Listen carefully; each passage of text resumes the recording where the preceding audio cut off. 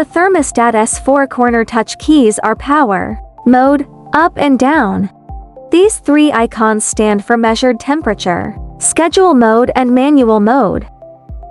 This icon shows the current period. This is the temperature display area.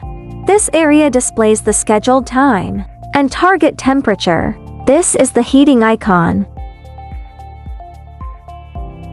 Press power to turn on or off.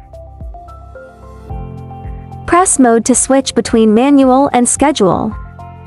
Press up/down to adjust the target temperature. If set temperature is higher than measured temperature, the heating icon turns on and the thermostat activates.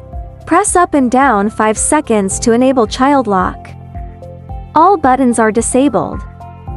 Repeat the same action to unlock. With power on, press and hold mode and up together to enter clock settings.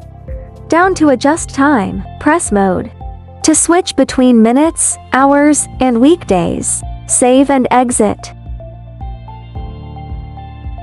Hold mode for 5 seconds to enter schedule programming. Press up or down to change the time of current period time. Press mode to select the current period. Use up or down to adjust its set temperature. Press mode again to go to the next period. Repeat these steps.